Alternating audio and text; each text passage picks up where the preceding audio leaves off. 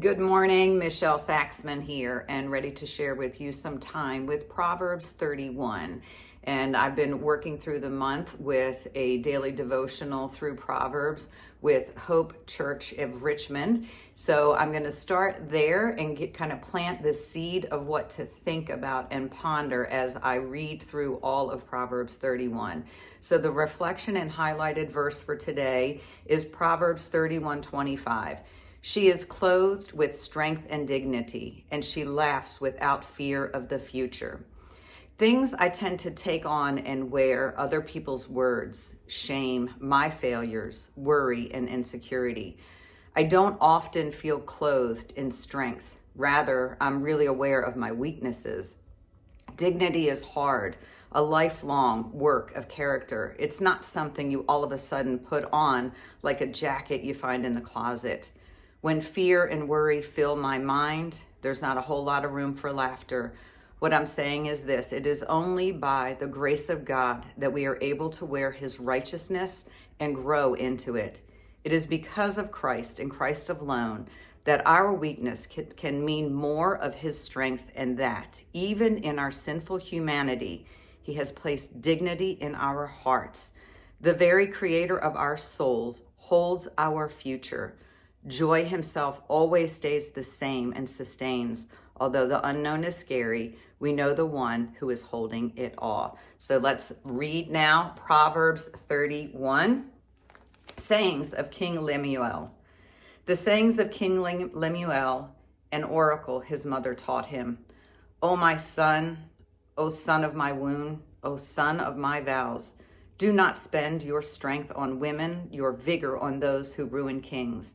It is not for kings, O Lemuel, not for kings to drink wine, not for rulers to crave beer, lest they drink and forget what the law decrees, and deprive all the oppressed of their rights. Give beer to those who are perishing, wine to those who are in anguish. Let them drink and forget their poverty, and remember their misery no more. Speak up for those who cannot speak for themselves, for the rights of all who are destitute. Speak up and judge fairly. Defend the rights of the poor and the needy. A wife of noble character who can find? She is worth far more than rubies. Her husband has full confidence in her and lacks nothing of value. She brings him good, not harm, all the days of her life. She selects wool and flax and works with eager hands. She is like the merchant ships bringing their food from afar. She gets up while it is still dark. She provides food for her family and portions for her servant girls. She considers a field and buys it. Out of her earnings, she plants a vineyard. She sets about her work vigorously, and her arms are strong for her task. She sees that her trading is profitable, and her lamp does not go out at night. In her hand, she holds the distaff and grasps the spindle with her fingers. She opens her arms to the poor and extends her hands to the needy. When it snows, she has no fear for the household, for all of them are clothed in scarlet. She makes covering for her bed, and she is clothed in fine linen and purple. Her husband is respected at the city gates, where she takes his seat among the elders of the land. She makes linen garments and sells them, and supplies the merchants with sashes. She is clothed with strength and dignity. She can laugh at the days to come. She speaks with wisdom, and faithful instruction is on her tongue. She watches over the affairs of her household and does not eat the bread of idleness. Her children arise and call her blessed. Her husband also, he praises her.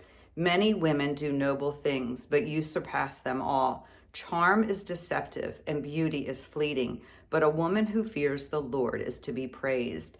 Give her the reward she has earned, and let her works bring her praise at the city gate.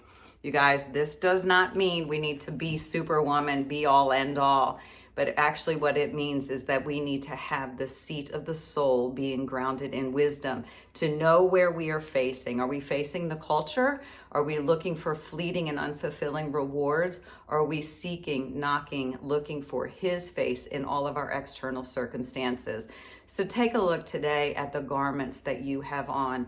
Are you wrapped in the robe of righteousness? Or are you wrapped in shame, worry, doubt? He will never leave us. He will never forsake us. He is with us and He is within us. We do not know what the day holds, but we know who holds the day. And He is not preparing the day for us, but rather preparing us for the day. So y'all have a super blessed day. Stay connected to the vine, and I will talk to you soon. Bye-bye.